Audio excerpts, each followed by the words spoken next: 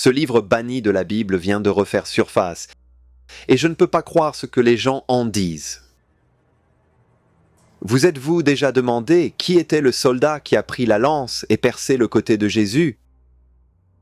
La Bible nous dit ce qui s'est passé, mais elle ne donne pas le nom de qui l'a fait.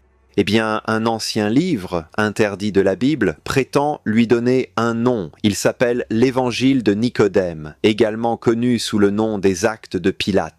Maintenant, juste avant d'entrer dans cette nouvelle affirmation audacieuse, faisons une pause parce que ce livre a été écrit entre le 4e et le 5e siècle après Jésus-Christ, 300 ans après les événements de l'Évangile. Donc, je n'ai aucune idée pourquoi les gens prennent cela tellement au sérieux. Je crois que la Bible est complète. Pas besoin de livres extra-canoniques pour combler des brèches. Dieu nous a déjà donné tout ce dont nous avons besoin pour la vérité et le salut dans sa parole. Mais parfois, les gens pourraient dire que ces anciens manuscrits nous montrent ce que les premiers chrétiens croyaient, même s'ils ne sont pas inspirés par l'Écriture. Alors, en essayant d'être aussi neutre que possible, voyons ce que dit ce livre interdit. Ok. Selon l'évangile de Nicodème, le soldat romain qui a percé le côté de Jésus s'appelait Longinus. Il le décrit prenant une lance, la pointant dans le corps du Christ et regardant le sang et l'eau couler, tout comme Jean 19, verset 34 le dit. Seulement ici, il donne un nom au soldat et même une histoire. La légende dit que Longinus était presque aveugle, jusqu'à ce que ce sang et cette eau éclaboussent son visage et le guérissent. Ce moment l'a changé. Encore une fois, ce n'est pas dans la Bible, ce sont juste des informations extra-canoniques.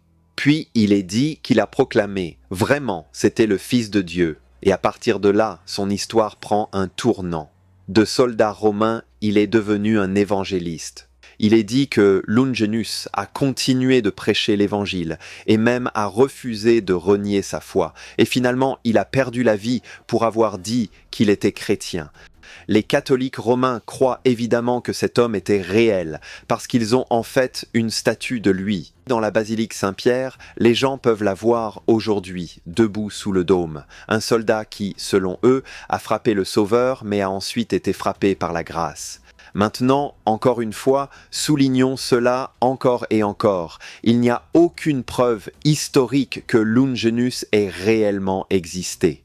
Et l'évangile de Nicodème n'est même pas considéré comme fiable, comme nous venons de le dire. Il a été écrit des siècles plus tard.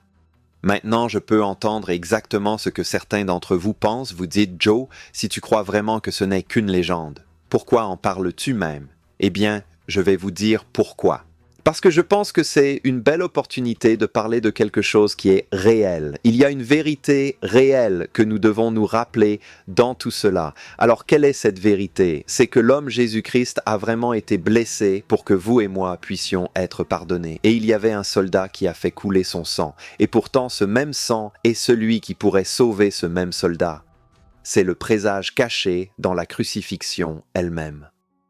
Au moment où l'humanité a percé le Fils de Dieu, cela s'est produit à cet instant précis. Il a ouvert la voie pour que nous soyons tous guéris de nos péchés. Nous n'avons pas besoin de livres perdus, nous n'avons pas besoin d'évangiles secrets, nous n'avons pas besoin de découvrir des vérités cachées. La véritable révélation s'est déjà déversée sur cette colline à l'extérieur de Jérusalem, du sang et de l'eau, de la miséricorde et de la purification pour chaque pécheur qui ait jamais vécu. Cela signifie toi, cela signifie moi.